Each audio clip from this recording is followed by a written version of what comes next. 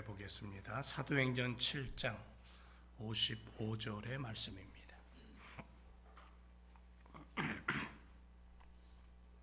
사도행전 7장 55절 함께 말씀 읽겠습니다. 시작. 스데반이 성령이 충만하여 하늘을 우러러 주목하여 하나님의 영광 및 예수께서 하나님 우편에 서신 것을 보고. 아멘. 주님의 이름으로 환영합니다. 함께 예배하며 얼마나 감사한지 모르겠습니다. 지난 시간에 이어서 오늘도 땅의 재판관, 하늘의 재판관 두 번째 시간으로 함께 은혜를 누리기를 원합니다. 성령께서 오셔서 우리 가운데 임재하시고 마가다락방에 불로 임하셨던 그 성령의 충만함으로 제자들이 바뀌고 변화되어서 성령과 함께하는 그러한 믿음의 삶을 살게 되었죠. 그래서 지난 시간에 이 성령 하나님 우리 가운데 오셔서 하시는 일이 뭐냐면 들으신다 그랬습니다. 우리의 신음소리까지도 들으시는 성령 하나님, 그 하나님과 함께 지난 한 주간 은혜를 누리고 또 귀 기울여 들으시는 성령과 함께하는 그러한 믿음의 삶을 살아오신 줄로 믿습니다. 오늘은 계속해서 하늘의 재판장 되시는 우리 하나님 아버지께서 우리 가운데 함께 하셔서 동행하시며 그 성령 하나님이 우리를 어떻게 도우시는지 오늘 두 번째 시간으로 함께 은혜를 누리기를 원하는데요. 어떤 판사님이 해수욕장에 가셨다가 물에 빠져 죽게 된 사람을 건져줬어요. 그리고 몇 년 후에 그 사람이 아주 큰 죄를 범하고 재판정에 나왔는데 바로 그 판사 앞에 서게 된 겁니다. 그랬더니 너무 반가워서 이 사람이 한다는 얘기가 살려달라고, 다시 한번 살려달라고 그렇게 애원을 합니다. 그랬더니 이 재판관이 하는 얘기가, 전에는 살려주는 일을 했지만 지금은 너의 죄를 재판하는 사람으로 서 있다. 그렇게 단호하게 얘기하더래요. 아프리카를 개척하고 놀라운 나라에 공을 세운 대표적인 영국의 탐험가 하면 세실 로드라는 사람하고 데이빗 리빙스턴 두 사람을 꼽을 수가 있답니다. 로드라는 사람은 아프리카 원주민 수십만 명을 학살하고 황금과 다이아몬드를 수없이 가지고 들어와서 그 당시에 영국의 애국자라는 칭호를 들을 정도로 이름이 났던 사람입니다. 그런데 리빙스턴은 노예제도를 반대하고 영국의 침략 전쟁에 대해서 강력히 반대하고, 그래서 그 당시에 반역자라는 칭호를 얻었던 사람입니다. 오늘날 수많은 시간이 흐른 오늘날 로드의 무덤은 어디 있는지 아무도 모릅니다. 하지만 리빙스턴, 그는 영국 국립묘지 웨스트민스터 사원에 안장되어 있는 것을 보게 됩니다. 무엇을 얘기하고 싶은 거냐면 세상의 역사도 옳고 그름을 판단하고 심판한다는 거죠. 하물며 온 세상의 재판관 되시는 하늘의 하나님 아버지, 그분의 손길을 누가 피할 수 있을까요? 그래서 히브리서 9장 27절에 한 번 죽는 것은 사람에게 정한 거지만 후에는 심판이 있다라고 정확하게 우리들에게 말합니다.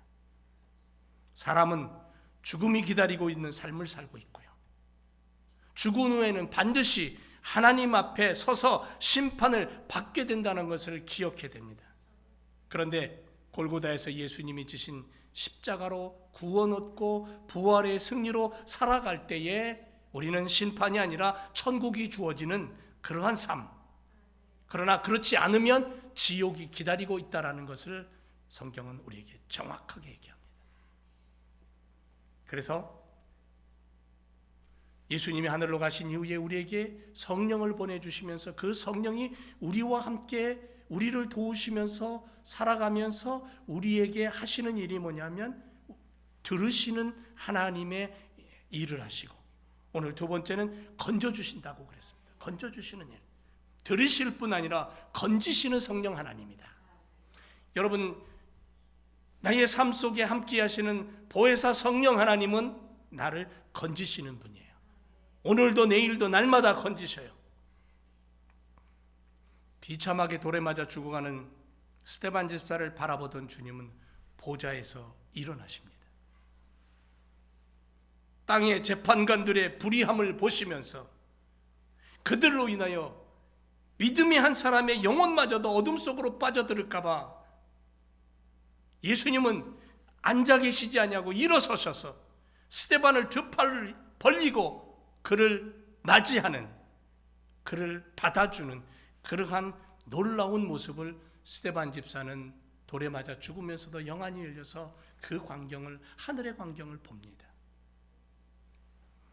내가 모태에서 알몸으로 나와 싸운즉 또한 알몸으로 그리로 돌아갑니다. 주신 이도 여호와시고 거독하시는 이도 여호와입니다. 그러므로 여호와의 이름이 찬송을 받기를 원합니다라고 고백한 사람이 누굽니까? 욥이라는 사람입니다. 욥. 죽음의 질병에 갇혔어요. 세상의 모든 것들로부터 외면당했습니다. 그러나 그런 욥을 그냥 버려두지 않으시고 건지시는 하나님의 손길을 보게 됩니다. 하늘 보좌를 뒤로 하고 자존심도 던져버리고 사람의 몸을 입고 우리 같은 모습으로 이 땅에 오셨습니다. 가장 의롭고 가장 선하신 분이었습니다. 천국을 가르쳤고 병든 자를 고치셨고 치료하셨고 사랑의 기도로 우리들을 안으셨던 분이 예수님입니다. 그런 그분이 매질을 당하고 십자가에 죽으시면서 수치와 모욕과 천대를 다 당하셨습니다. 그리고 십자가에서 피 흘려 죽었습니다. 그분이 피를 쏟았고 물을 쏟았습니다. 그 예수님으로 말미암아 우리는 어떻게 되었습니까? 건짐을 받았습니다. 구원받았습니다. 믿으십니까? 예수 그리스도로 말미암아 나는 구원받았다라는 것이에요. 건짐을 받았다라는 거죠. 죽음의 바다 한가운데 빠져있는 나를 건져내신 분이 주님이라는 거죠. 하나님 자녀로 그리고 인정하셨습니다. 그런데 왜 이 놀라운 사랑을, 이 놀라운 건져주심을 우리는 오늘도 놓치고 잃어버리고 살아갈지? 왜 수많은 인생들이 자기의 영혼을 살리고 자기의 삶을 건지신 그분을 놓치고 살아가는지 모르겠습니다.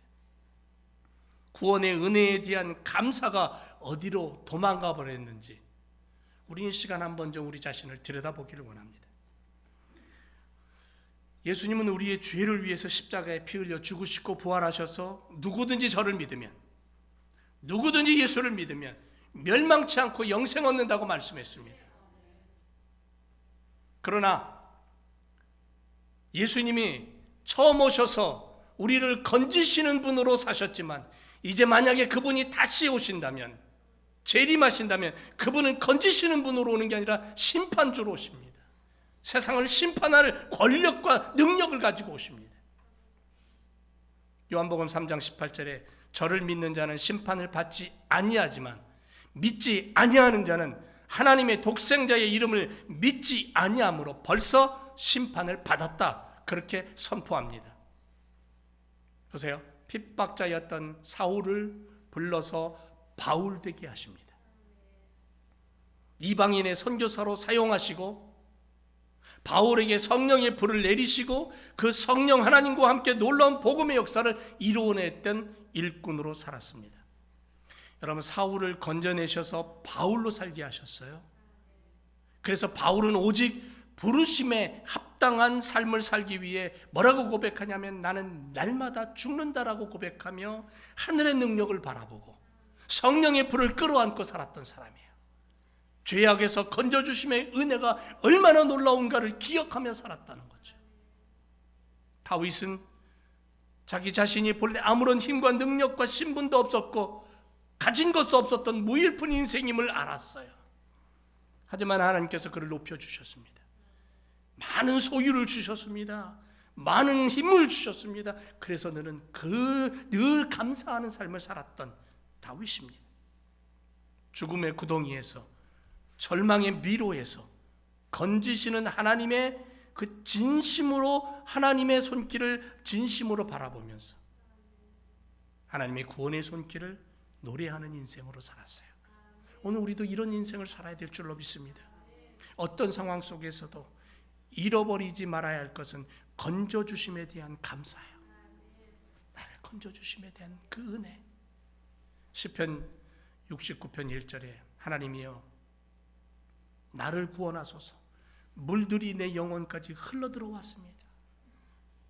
죽음이죠. 죽음이 다가왔다는 거예요. 내가 설 곳이 없는 깊은 수렁에 빠졌습니다. 깊은 물에 들어가니 그 물이 내게 넘칩니다. 물이 넘쳐버리면 어떻게 숨을 쉴 수가 없잖아요. 이제는 죽음밖에 없어요. 그런데 그는 14절에 가서 이렇게 고백합니다. 나를 수렁에서 건지사 빠지지 말게 하시고 나를 미워하는 자에게서와 깊은 물에서 건져주세요. 다윗은 건지시는 하나님을 분명히 믿고 살았다는 거죠. 여러분, 다윗은 작은 자였습니다. 작은 자로 살았어요. 겸손했습니다. 겸손으로 하나님 앞에 나갔습니다. 그래서 하나님 마음에 정말 흡족한 인생으로 살았던 사람입니다. 여러분, 우리가 태어날 때 벌거숭이로 태어납니다. 그 얘기는 뭐냐면 가랑뱅이라는 거죠. 죄인으로 왔습니다. 그런데 지금은 죄사함 받았습니다. 예수님으로 말미암아 하나님의 양자 됐습니다. 천국 백성 되었습니다. 상속자가 되었습니다. 성령 하나님께서 우리를 의로운 길로 인도하십니다.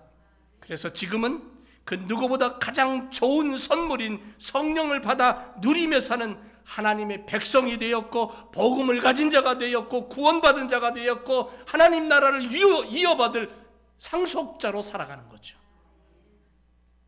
바로 건져주심이 있었기 때문에 가능한 거 아닌가요? 그러므로 내가 하나님을 바라보며 이 모든 것들로 인하여 감사하지 않을 수 없다라는 거예요. 그 많은 것들로 인하여 감사하되, 나의 인생의 수많은 것들로 인하여 감사하되, 그 어떤 것보다도 구원하심에 대한 감사, 어둠과 죄악에서 건져주셔서 하나님의 자녀 삼으신 것에 대한 감사, 그게 우선되어야 될 줄로 믿습니다. 주님의 약속의 말씀대로 이루어질 것을 믿고 달려가면서 건져주심, 죄악의 구렁텅이에서 구원하심에 대한 그 감사로 살았던 바울처럼, 오직 십자가 그 은혜를 바라보며 달려갔던 믿음의 조상들처럼 오늘도 우리가 그런 믿음으로 걸음을 옮기며 건져주심에 대한 감사로 하나님 앞에 서야 될 줄로 믿습니다. 오늘 우리들도 어둠에서 건져주셨음을 기억해야 되고, 건져주신 것뿐 아니라 기이한 빛으로 인도하신 성령 하나님의 능력을 따라 사는 믿음의 걸음을 살아야 되고, 구원의 십자가 붙들고 성령의 충만함을 가지고 오늘도 하나님 주신 은혜와 그 감사와 능력으로 복음의 사람으로, 믿음의 사람으로 살아야 될 줄로 믿습니다. 이게 건져주심의 은혜예요. 성령 하나님이 내게 오셔서 하시는 일은 나를 늘 그렇게 건져주심의 은혜로 살게 하시고, 그리고 나를 오늘도 건져주셔요. 나를 오늘. 왜? 나와 동행하시기 때문에. 또 하나 성령 하나님이 내게 오셔서 하시는 일이 뭐냐면 지팡이와 막대기가 되어주셔요. 주의 지팡이와 막대기가 나를 인도합니다. 여러분, 시편 23편에 보면 나 죽음의 그늘 드리운 깊은 골짜기 지난다 해도 아무 두려움 없습니다. 왜? 주께서 내 곁에 함께 계시고 목자 손에 들려있는 지팡이와 막대기처럼 인도하여 주시니 많은 시름 사라져버리고 이 마음 이렇듯 든든합니다. 이게 시편 23편 4절의 말씀이에요. 죽음의 그늘이 나를 끄집어 당겨도, 그런 깊은 어둠의 골짜기를 지난다 할지라도 나 두려움이 없습니다. 나 두려워하지 않습니다. 왜 그러냐면 주님이 내게 함께 계시기 때문에, 성령 하나님이 나와 함께 하시기 때문에, 목자의 손에 들려있는 지팡이와 막대기처럼 나를 인도하셔서 내가 아무리 많은 시름이 있다 할지라도 그 시름과 그 근심 걱정을 사라지게 해주시고, 그래서 내 마음은 늘 든든합니다. 든든한 마음을 가지고 살아가는 믿음의 걸음이 된다는 거죠. 여러분, 성경에 보면 주의 지팡이와 막대기라는 말이 참 많이 나와요. 이걸 이해하려면 올리브 나무를 알아야 돼요. 올리브 나무. 이 팔레스틴 성지 땅에 가보면요, 올리브 나무가 굉장히 많습니다. 뭐 이산저산 올리브 나무가 덮여 있다고 해도 과언이 아닐 정도로. 그래서 감남산은 올리브 나무가 너무 많아서 감남산이라고 하는 거예요. 올리브산, 감남산 이렇게 부릅니다. 그런데 이 올리브 나무는 특징이 있는데 뭐냐면요, 이 몸통에서도 가지가 나지만 뿌리에서도 가지가 나요. 그러면 몸통에서 난 가지를 호테르라는 말로 쓰고 뿌리에서 난 가지를 넷제르라는 단어로 썼는데, 이 두 단어가 언급하는 의미는 이사야서 11장 1절에 보니까 이렇게 말씀합니다. 이새의 줄기에서 한 싹이 나왔다. 한 호테르가 나왔다. 그리고 그 뿌리에서 또 한 가지 넷제르가 나서 결실했다. 이렇게 되어 있습니다. 누구를 말하냐면 예수님을 얘기하는 거예요. 예수님은 온전한 지팡이와 막대기가 되어서 당신의 자녀들을 이끌어 가신다라는 의미가 있는 거죠. 자, 양을 공격하는 맹수들을 내리치고 막아서는 무기인 막대기.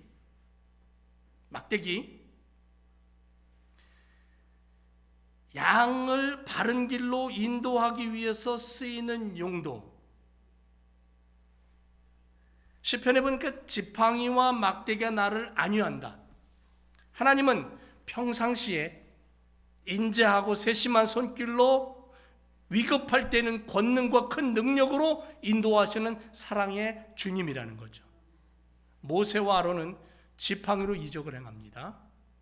애굽의 술객들도 그렇게 했어요. 하지만 세상에 보여주는 이적도 한계가 있습니다. 이적을 행했어요, 애굽의 술사들도. 그러나 하나님의 능력에는 미치지 못합니다. 무한한 능력을 가지신 하나님의 능력, 그게 모세의 손에 들려있는 지팡이였다는 거죠.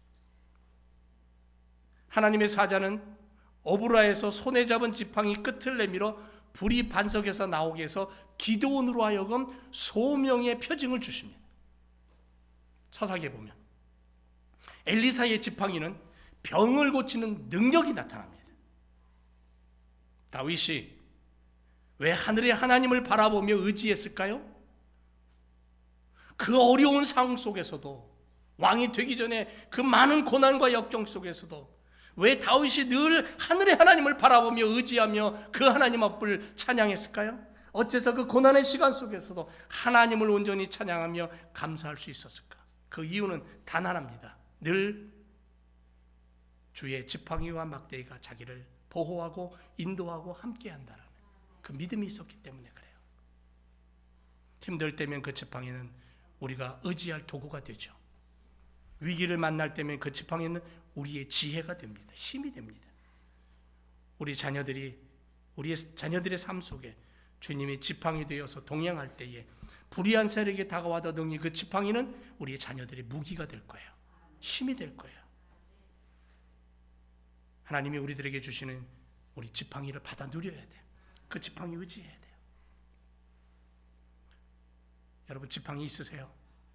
모세가 들고 다니던 그 지팡이 없으면요, 예배 마치면 저 뒷뜰에 가서라도 뭐 하나 꺾어서 만들어 보세요. 한번 좀 만들어 보세요.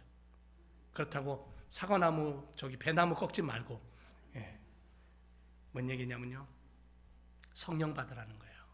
성령과 동행하라는 거예요. 성령 하나님이 우리의 인생을 통해 지팡이가 되시고 막대기가 되시는 거예요. 우리를 선한 길로 인도하시지만 불의한 세력을 향하여 맞설 수 있는 능력과 힘이 주의 지팡이가 막대기가 된다는 거예요. 성령으로 살아갈 때에 능력받고, 성령으로 살아갈 때에 힘을 얻고, 성령으로 살아갈 때 하나님의 말씀에 지혜를 얻고 살아가는 거예요. 성도들은 하나님의 전권대사예요. 보냄받은 자예요. 전도자예요. 선교사들이에요.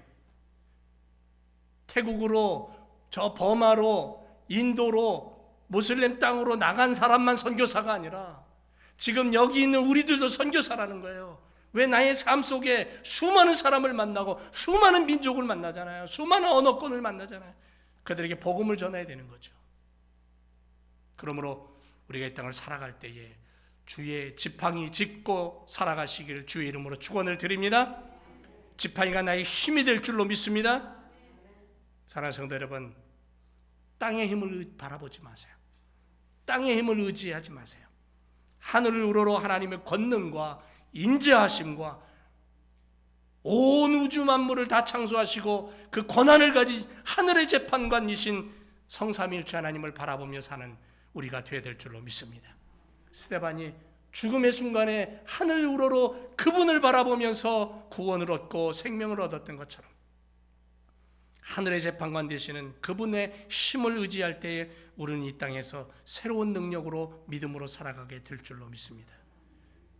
이 자리 제1교회 공동체가 있음에 감사해요. 함께 식탁에 둘러 앉아서 음식을 나누며 교제하는 성도들이 있음에 감사해요.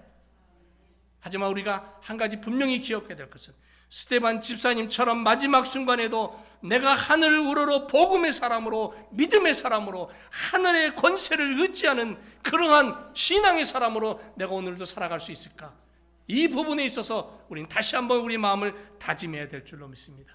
그리고 다윗과 같은 감사로 숨쉬고 사도 바울처럼 성령에 충만하여 예수 그리스도의 복음을 전하며 성령과 동행하는 삶으로 스데반 집사님처럼 마지막 순간에도 하늘을 우러러 볼 수 있는 하늘의 재판관 되시는 그분을 의지할 수 있는 믿음으로 오늘도 성령의 충만함으로 성령의 기름 부으심으로 살아서 우리의 마지막 그 순간에도 성령의 인도하심으로 하나님을 의지하며 찬양할 수 있는 그러한 믿음의 걸음이 되시기를 주님의 이름으로 축원을 드립니다.